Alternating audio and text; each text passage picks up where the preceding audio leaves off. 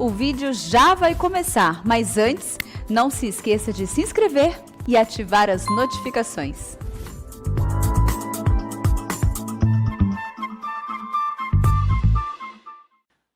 Meus irmãos, nós vamos iniciar o estudo, ou a continuidade do estudo no livro de Êxodo. Nós estamos estudando no capítulo 20, versos de 1 a 17. Nós já fizemos a exposição dos versos de 1 a 11. Agora, hoje, eu pretendo encerrar os versos de 12 a 17.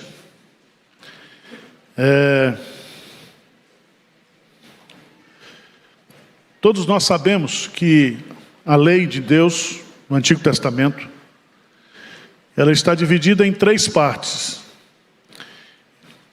Existe a lei moral, ou espiritual, que são os 10 mandamentos. Existe a lei civil, que regulamenta o Estado de Israel dentro de uma teocracia, onde Deus é o rei. Existe também a chamada lei cerimonial. Essa lei cerimonial é que regulamentava o culto, a forma de culto a Deus. Quando Jesus Cristo veio, e está lá em Mateus capítulo 5, ele diz: eu não vim para revogar a lei, mas para cumpri-la. E Jesus de fato cumpriu toda a lei, nos seus 3 aspectos. Tá certo? E aí, para nós que somos cristãos, o grande propósito da lei é revelar a nossa pecaminosidade. Então, quando você estuda os 10 mandamentos,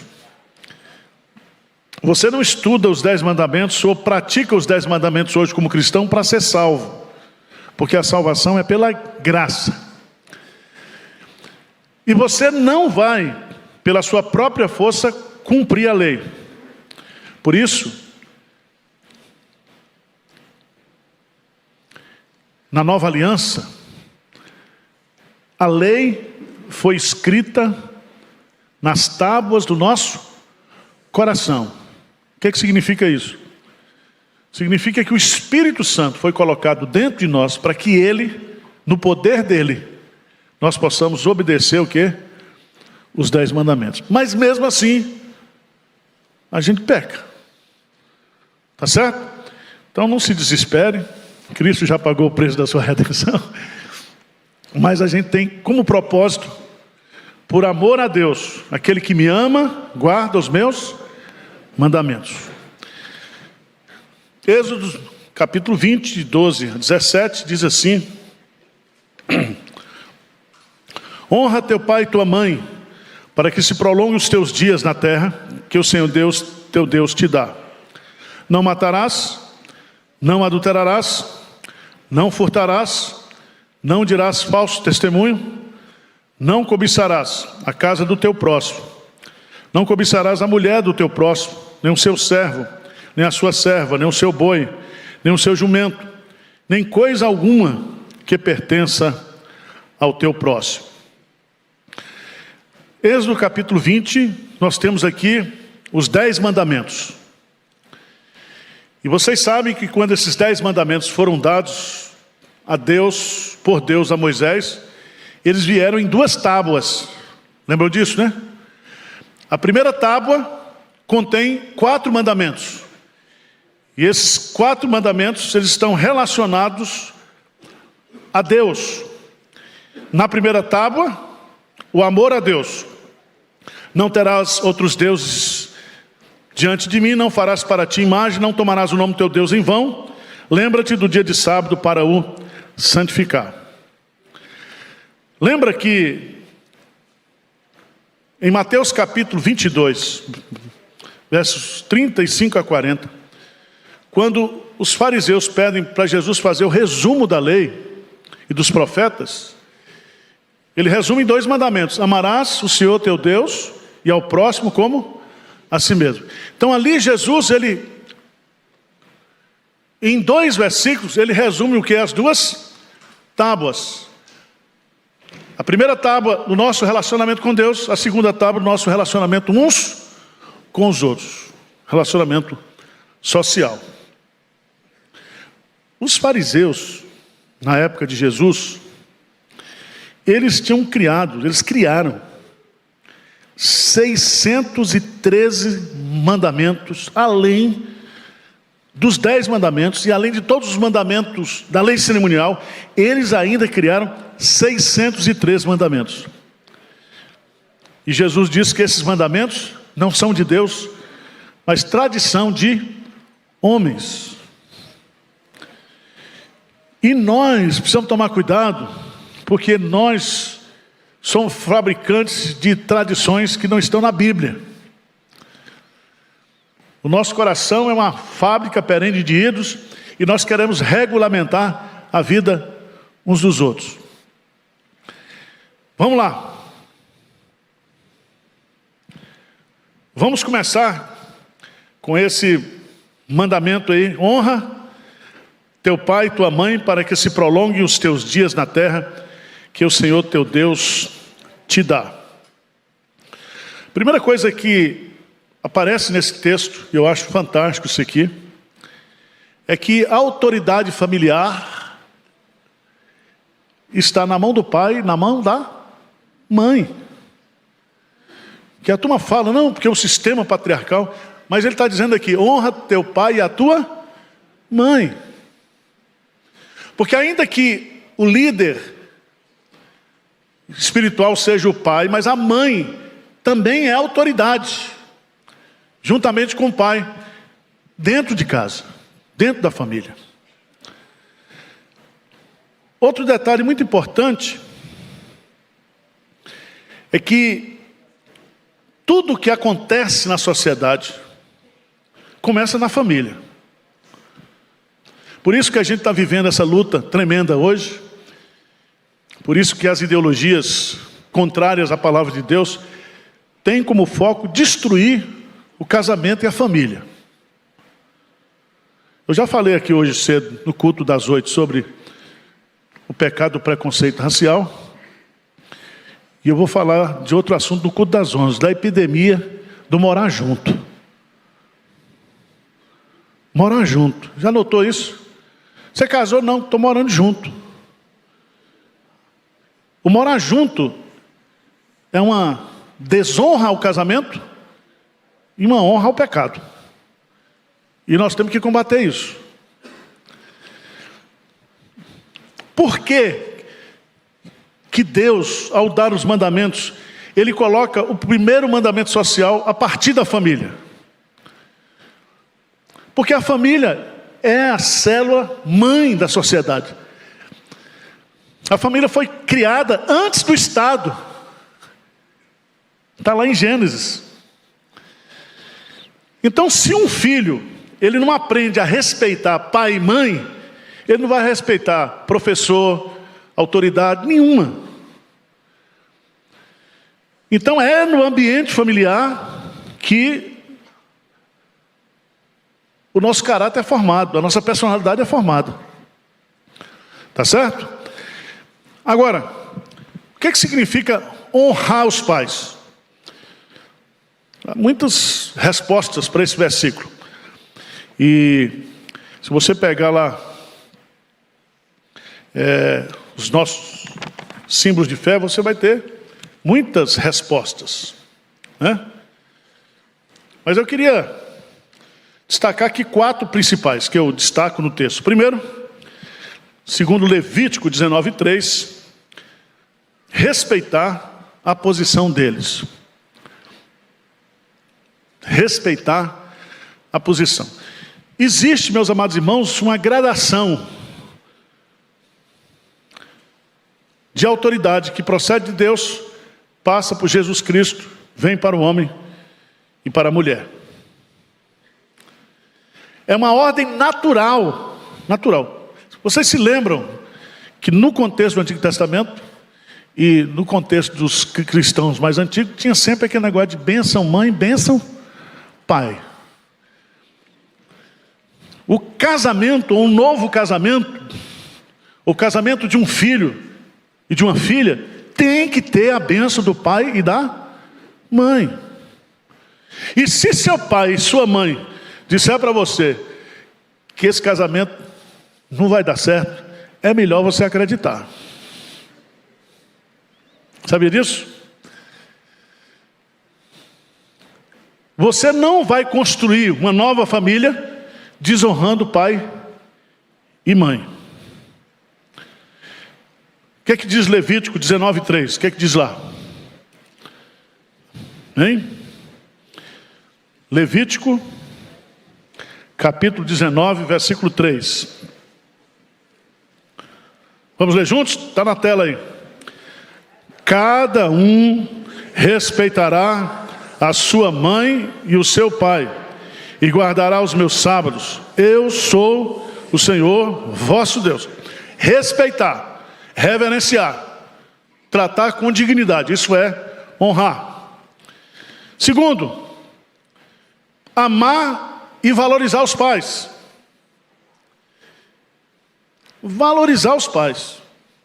Você que é filho de crente, você não sabe o quanto você é abençoado por Deus pelo fato de ter nascido num lar crente, ter uma mãe crente, um pai crente, que o levou, que o trouxe para a igreja. Provérbios, capítulo 31, versículo 28. Eu gosto muito dessa expressão. Veja que está lá, Provérbios 31, 28. O que é que diz o texto da palavra de Deus? Acharam aí? Mulher virtuosa. O que é que diz aí? Levantam-se seus filhos e lhe chamam ditosa. Seu marido a louva, dizendo. Próximo versículo. Muitas mulheres procedem virtuosamente, mas tu... Esses dois versículos são importantíssimos. Primeiro, porque um ambiente familiar deve ser um ambiente de elogios e não de crítica. Você já notou que tem muito filho com autoestima baixa, justamente porque não conviveu no ambiente familiar com um ambiente de elogio, de encorajamento. E isso nós devemos fazer, principalmente dando exemplo para os nossos filhos, para os nossos pais. Amar e valorizar os pais envolve esse princípio de honrar pai e mãe. Efésios capítulo 6, versículo 1. Nós vamos aprender que nós, como filhos, honramos pai e mãe quando nos submetemos à autoridade dos mesmos.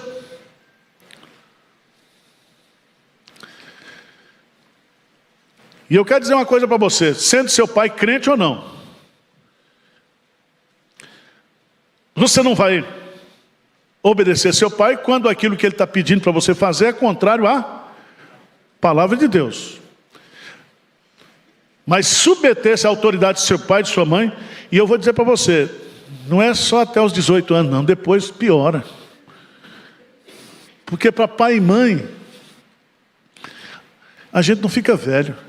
É meu filhinho, meu menino. É assim? Eu chegava lá, no Vitória da Conquista, já pastor velho agora, ia lá.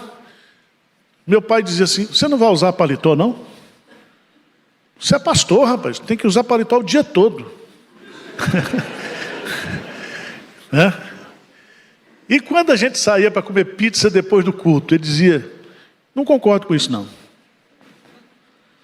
Crente mesmo, quando termina o culto, vai para casa. Vai discutir com um barulho desse, né? Mas a gente respeitava no sentido de levar em consideração. Irmãos, você e eu precisamos entender que quando você honra o pai e a mãe, você está honrando a quem? A Deus. A Deus. E nós, como filhos, que quem está na minha faixa etária, está vivendo dois dramas. O drama dos filhos que estão saindo de casa, nascendo os netos, e os pais que estão morrendo, passados de 90 anos. que você tem que ficar assim, vai lá, vem cá. E os pais dão muito trabalho quando ficam velhos. Porque velho gosta de chamar atenção, é ou não é? Arruma uma queda todo dia, arruma uma doença, arruma uma dor. Tem que ter paciência. Quando eu ligo para minha mãe, eu não pergunto mais, está doendo? Porque se eu desse mote para ela, ela vai falar. É desse jeito. Submeter a autoridade dos mesmos. Quarto, aceitar a disciplina e a instrução dos mesmos. Veja lá Provérbios capítulo 1. Veja que coisa maravilhosa. Provérbios capítulo 1, versos 8 e 9. O que é que diz a palavra de Deus? Vamos ler juntos? Filho meu, ouve o ensino de teu pai e não deixes a instrução, porque serão diadema de graça para a tua cabeça e colares para o teu pescoço. Eu acho isso muito interessante, porque o ensino do pai e a instrução da mãe não é ensino e instrução acadêmica, tá? É ensino para a vida. Então eu trabalhava com meu pai na gráfica e ele dizia para mim, o homem tem que ter palavra. Se você marcou tal dia para entregar o serviço, você tem que entregar. Vocês estão entendendo o que eu estou dizendo? Quer dizer, o que o pai e a mãe passou para a gente não foi a instrução acadêmica, a educação formal. Foi o caráter. Foi a formação. E com todos os defeitos que nós pais temos, nós erramos na criação dos filhos. Quem disser que é pai e mãe e sabe criar direito, está mentindo. Então nunca caia na besteira de escrever um livro, 10 passos para criar filhos perfeitos. Isso não existe. Porque às vezes a mãe ou o pai, eles foram criados num contexto que eles não havia expressão de sentimento, de carinho. Aí ele vai tratar você friamente também. Aí você diz assim, não, quando eu casar, lá em casa vai ser diferente. Aí você reproduz tudo de novo, mesma coisa. Então toma cuidado. Agora, irmãos, vamos para o outro mandamento. Alguma coisa mais desse mandamento? Se a gente for entrar mais detalhes, tem aqui um monte de coisa. Não posso esquecer que qual é a razão para o quinto mandamento? Há duas razões. Primeiro, longa vida na terra prometida. Esse é o único mandamento com promessa. Você vai ser abençoado. Irmãos, pode ter certeza, o cara que desonra pai e mãe não tem sucesso na vida. Não vai para frente. Ele pode ter um sucesso aparente, mas ele não tem a felicidade, a alegria de viver, mesmo tendo prosperidade material.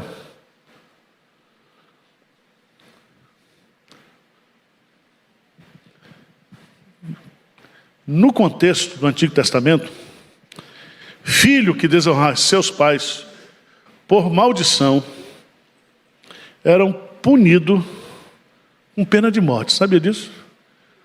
Filho rebelde, filho que destratava pai, o pai e a mãe iam lá, chamavam o sacerdote e mandavam apedrejar. Claro, hoje não é assim, pega leve, né? Hoje são os filhos que estão apedrejando pai e mãe. Porque nós estamos também com um defeito muito certo hoje que se chama filholatria. Nasce um menino na casa, pronto. O rei sou eu. E agora tudo gira em torno daquela criança. E aí nós estamos criando uma sociedade ou uma descendência sem limites, sem entender que o mundo gira em torno dele. Isso se chama narcisismo. Pode observar hoje, o comportamento de muitos adolescentes, de muitos jovens, é de total narcisismo. A relação com pai e mãe não é uma relação de sujeição. Ele dita para o pai e a mãe o que ele quer. Mas o texto vai nos ensinar que um filho jamais sobreviverá bem se desonrar pai e mãe. Ok? Vamos para o outro mandamento. Não matarás. Não matarás. Quero lembrar vocês que eu expliquei aqui que exegeticamente, quando o mandamento diz não matarás, ele está dizendo promover o quê? A vida. Quando o mandamento diz não furtarás, o mandamento está dizendo para você, vai trabalhar vagabundo. Está entendendo, né? Então o mandamento, para você não ficar só não. Quando o mandamento, exegeticamente, quando você entende o não, é porque o sim é recomendado. Aquilo que é proibido no não, é recomendado no sim. Então vamos ver aqui, que esse mandamento não matarás, está ligado a tirar, ou a intenção de tirar a vida. Jesus Cristo aprofunda isso lá em Mateus capítulo 5, que se você tiver ódio no seu coração pelo seu irmão, você já cometeu o quê? A quebra desse mandamento. Não sei se você já observou esse detalhe. Vamos lá para Mateus capítulo 5, rapidamente, só para... Mateus capítulo 5.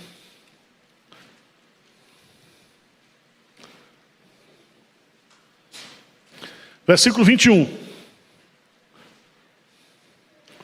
Mateus 5, 21. Ouvistes que foi dito aos antigos, não matarás. E quem matar estará sujeito a julgamento. Veja o que é que Jesus diz. Eu, porém, vos digo, que todo aquele que sem motivo se irá contra o seu irmão, estará sujeito a julgamento. E quem proferir um insulto a seu irmão, estará sujeito a julgamento do tribunal, e quem lhe chamar tolo, estará sujeito ao inferno de fogo. Jesus aprofundou.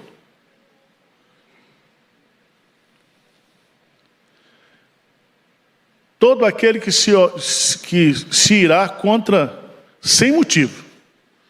Então vocês mulheres, que têm a mania de se irar contra nós maridos, sem motivo, vocês estão cometendo a quebra. Sabia disso?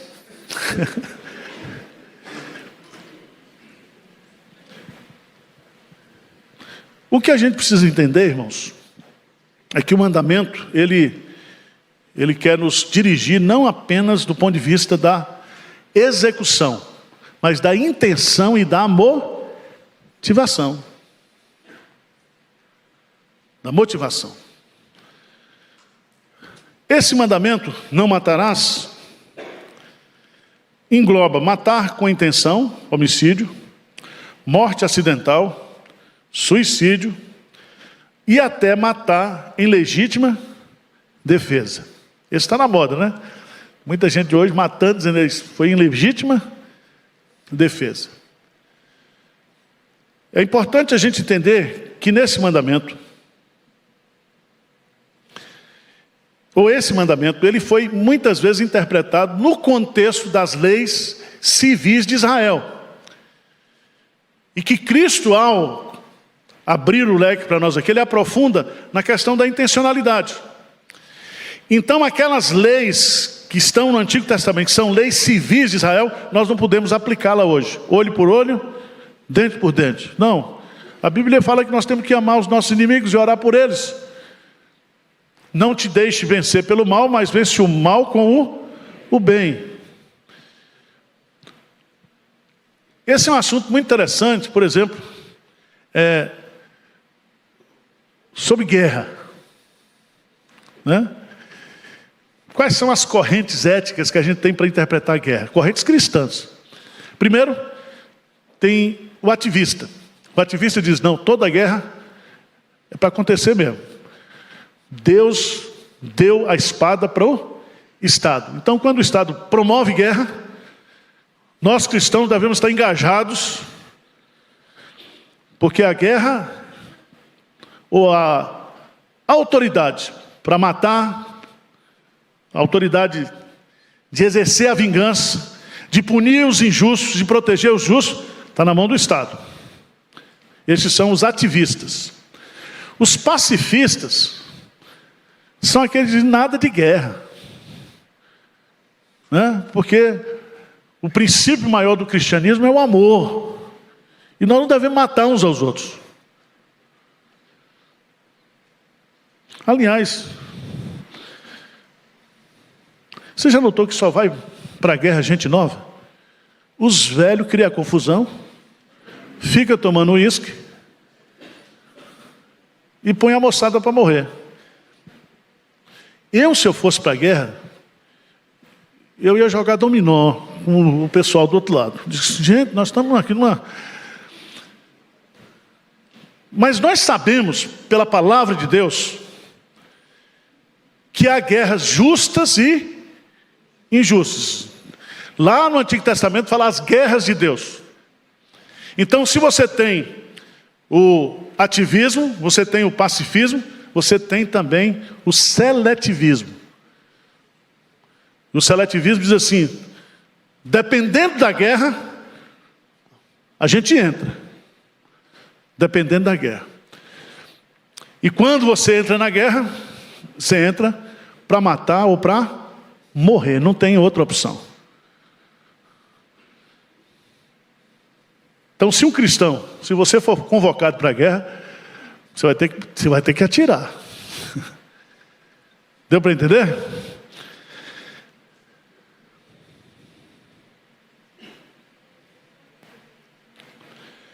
O 6º mandamento proíbe o tirar a nossa própria vida, ou a do nosso próximo, injustamente, e tudo aquilo que para isso concorrer.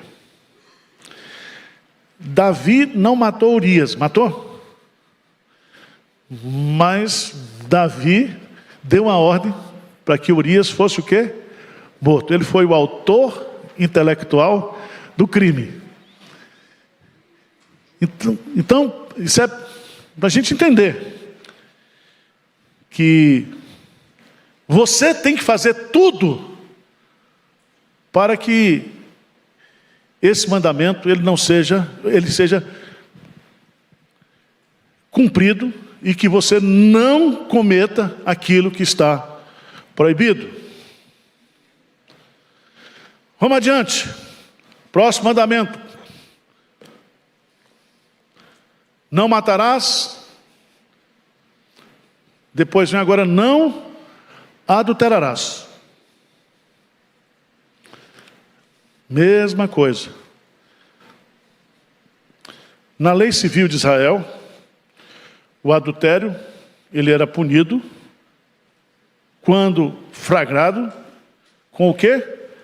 Apedrejamento, pena de morte. Veja o que Jesus Cristo vai colocar aqui. E eu acho que Jesus Cristo está falando mais para os homens, mas agora as mulheres estão cometendo mais esse crime aqui. Mateus 5, 27, o que é que diz? Ouviste o que foi dito, não adulterarás. Eu, porém, vos digo, qualquer que olhar para uma mulher com intenção impura no coração, já adulterou com ela. Todos os homens que estão aqui estão tudo condenados já. A morte perpétua. Por isso, não fique olhando. Dá uma olhada rápida e vira logo assim.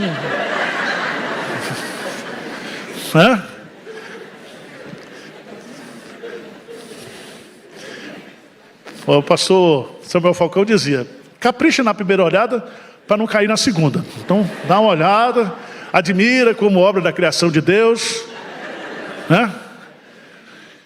E você sabe que o homem, ele é atraído sexualmente pela visão. E você sabia que as mulheres sabem disso? E umas capricham mesmo? São armadilhas também. Mas eu estou impressionado é que hoje as mulheres estão pedindo mais o divórcio.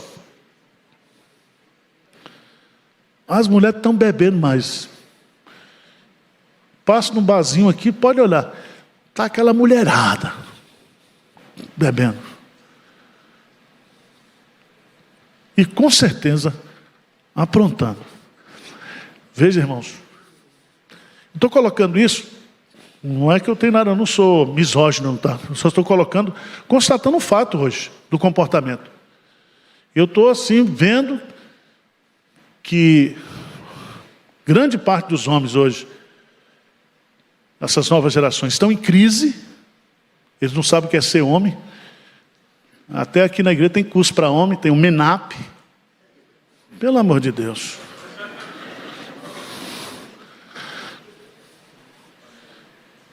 Antigamente a gente já nascia homem. Não precisava de check-up, né? O cara já sabia o que era. Nós estamos vivendo aí, por conta dessa questão do avanço da mulher em todas as áreas. A questão do crescimento aí, da ditadura gay também, do homossexualismo. Tem muito homem em crise. E se você estiver no armário, em nome de Jesus, eu vou pegar um martelo com um prego, vou bater na porta desse armário e virar a ponta. Deixa essa Talita aí, não diga Talita cume. Saia, Talita. Não, Talita, fica aí em nome de Jesus. Repreende essa Talita. Vocês estão rindo, mas é sério. E é cada armário é um cavanhaque, voz grossa. Sangue de Cristo tem poder. Toma cuidado. Diz o texto sagrado, no versículo 29 de Mateus 5. Se o teu olho direito te faz tropeçar, arranca e lança de ti. Pois te convém que se percam dos teus membros e não seja todo o teu corpo lançado no inferno. Se a tua mão direita te faz tropeçar, corta e lança de ti. Pois te convém que se perca dos teus membros e não vá todo o teu corpo para o inferno. Isso se chama, irmão, não é castração não, tá? A psicologia pode dizer isso. O que está colocando aqui é que você tem que mortificar os seus desejos pecaminosos, tanto do coração, quanto dos olhos, quanto das mãos. Tá certo? Filha da pergunta: pastor, crente pode ir na boate? Se for com a sua avó, pode. O que crente vai fazer em boate? Me diga uma coisa. É pecar ou não? Você vem para a igreja para fazer o quê? Para cultuar a Deus. Você vai para a boate para pecar. Porque lá é um lugar que mulher não paga para entrar, que a luz é negra, que a música é assim. Então é um ambiente propício para você o quê? Pecar. O que você tem que fazer? Fugir de toda o quê? A aparência do mal. Porque não existe ninguém forte diante do pecado. O pecado muitas vezes é ocasião. Tá certo? É oportunidade. E você vai e cai mesmo. E o diabo arma para você. Então vamos lá. Não adulterarás.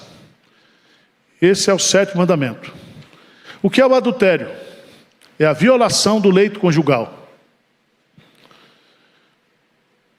O adultério compreende 3 ilícitos sexuais: o adultério, a fornicação e a prostituição.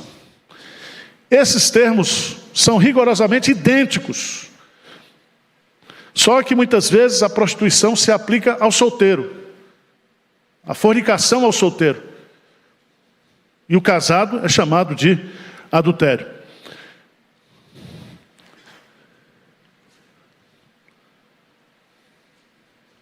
O que exige o 7º mandamento? Exige, primeiro, a preservação da nossa castidade e a do nosso próximo, no nosso coração, nas palavras e na conduta. O cristão regenerado tem que tomar cuidado com isso. Você já viu as fotos de algumas pessoas no Facebook, no Instagram? Já viram? Não tem umas que chamam a atenção, não? Mulher crente, homem crente. Tem umas que põem a foto deitada. Eu não sei se é. Eu não entendo. Irmãos, toma cuidado, porque um casal pode estar na sala, juntos, mandando mensagens inadequadas no WhatsApp. Um para um amigo e outro para outra amiga. Toma cuidado. Já falei para vocês aqui, um dia eu recebi no meu e-mail para homens acima de 55 anos. Mulher de 55 anos. Para ter encontro secreto, entrar nesses negócios aí. Eu falei, Deus me livre. Se é para pecar, eu vou pecar com a nova, não vou pecar com a de 55.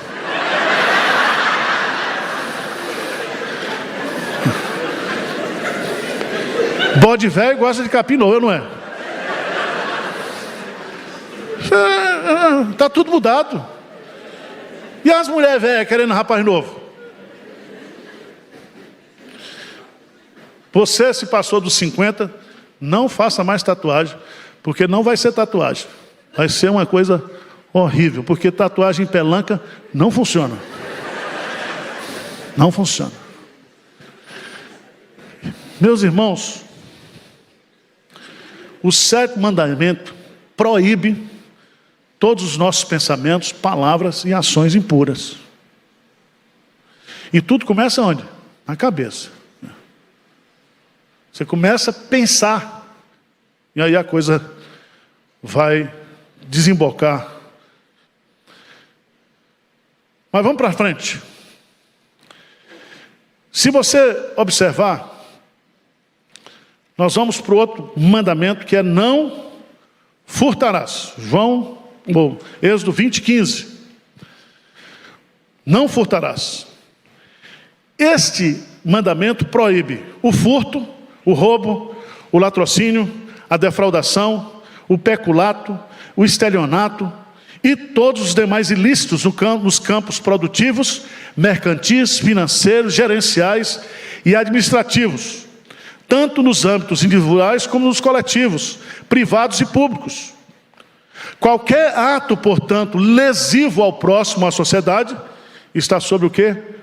Condenação divina. Tanto faz você roubar ou furtar de um aposentado, em situação de vulnerabilidade, como também do poder público, de uma instituição pública. Participar de uma fraude.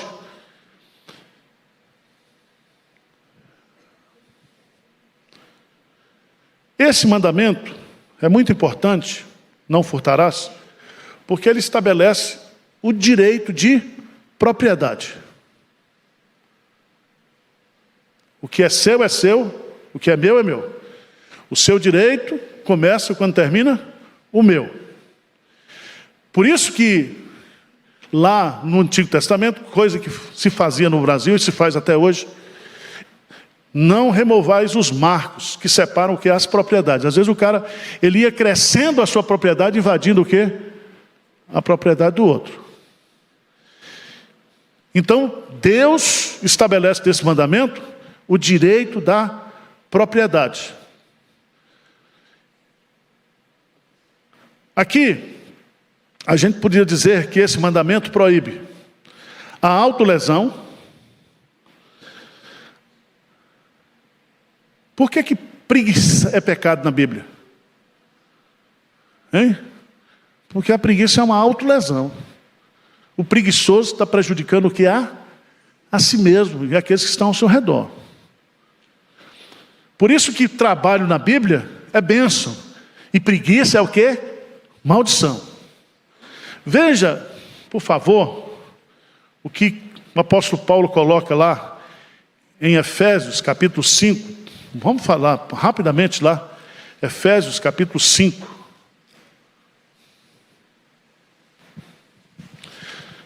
Versículo 28.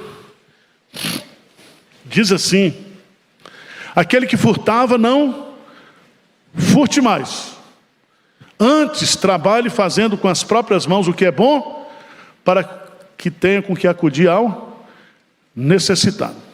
Então, você furtava no passado. Furtava. Roubava, quebrava esse mandamento.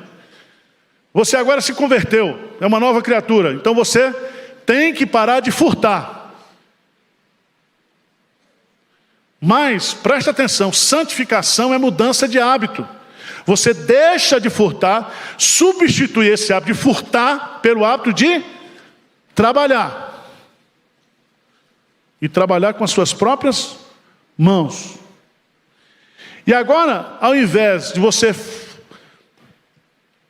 furtar, porque você não trabalhava do outro, você vai estar agora trabalhando para ter, e ao invés de furtar o outro, você vai abençoar o quê?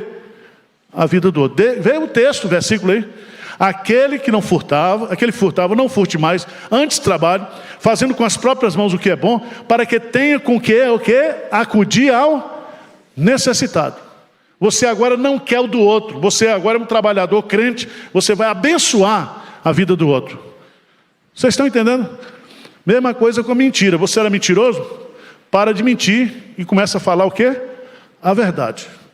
Santificação é transformação de hábitos, é mudança de hábito. Mas, irmãos, voltando lá para o furto,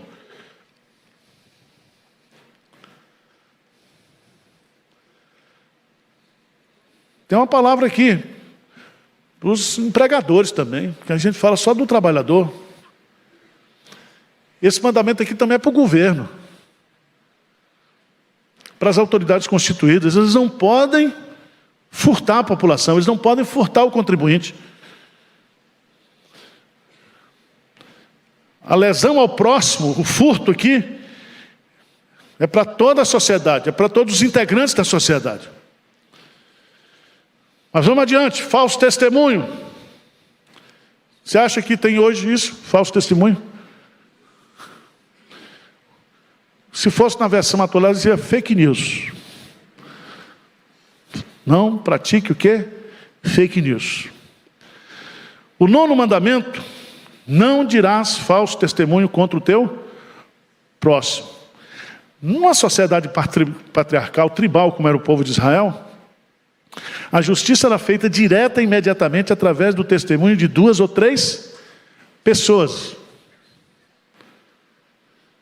E se lavrava a sentença e não tinha processo, não tinha nada, não tinha promotoria. Chegava lá e, através do testemunho de 3 pessoas, o cara já estava condenado ou absolvido. Então esse mandamento está dizendo assim: não dê um testemunho falso para prejudicar o outro. Se você tem um testemunho para dar, você dá um testemunho o quê? Verdadeiro, abençoador. Mas, meus amados irmãos, esse mandamento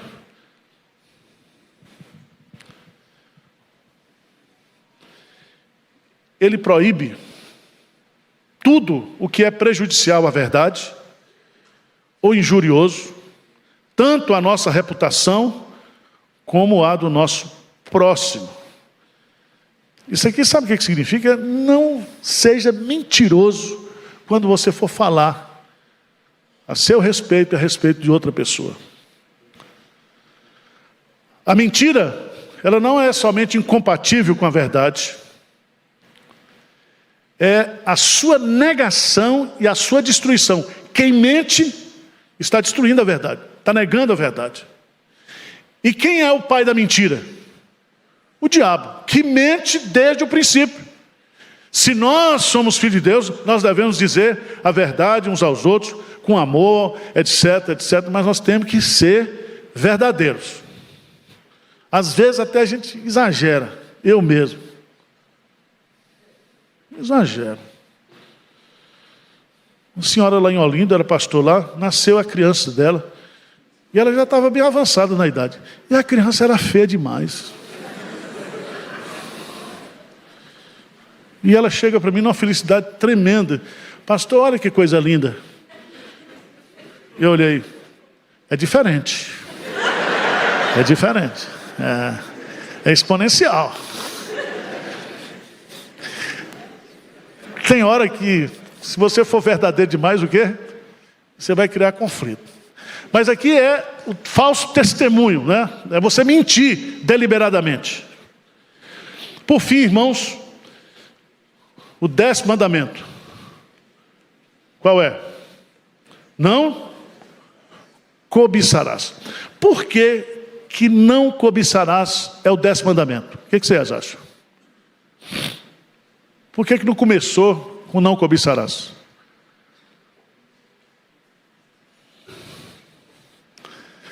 É muito teológico para vocês, né? Muito profundo. Então, vou explicar logo, né? Esse mandamento, não cobiçarás, ele está na base de todos os outros. Quando você comete um dos 9 pecados iniciais, você já cometeu também o 10º. Porque todo pecado começa com a cobiça. O que é cobiça? É desejar aquilo que é proibido. Você não executou ainda, mas, como diz Tiago, está num processo de gestação. Gestação. Dr. Francis Schaeffer, falando sobre santificação no livro dele, A Verdadeira Espiritualidade, ele coloca lá, ele faz uma análise profunda sobre esse mandamento, dizendo, se nós combatermos a cobiça do nosso coração, já na raiz, a gente não vai cometer os outros mandamentos, não vamos quebrar os outros mandamentos. Tá certo? Veja no pecado original. Diz claramente lá, que o fruto era agradável aos olhos. O fruto era desejoso. E o diabo trabalhou na cobiça. Se você fizer isso, você será igual a Deus. Mas Deus tinha dito, não comerás. Se comeres, certamente o quê? Morrerás. Então, irmãos, se a gente quer trabalhar santificação na nossa vida pessoal, tem que combater isso na raiz. Porque esse mandamento cobiça, ele não é um mandamento externo, né? Você cobiça externamente? Todos os outros mandamentos são atos externos, mas a cobiça não. A cobiça é dentro, ninguém vê. Você está cobiçando. Não cobiçarás. O quê? Hein? Como é que ele começa aí? A casa. Desejar o patrimônio dos outros. Se você vai furtar, ou se você vai matar o outro, tudo começa com a cobiça porque o outro tem. A mulher, não cobiçarás a mulher do teu próximo. Todo adultério começa com cobiça. E aí vai, tudo que você vai fazer, todo o percurso da desobediência começa com a cobiça. O 10º mandamento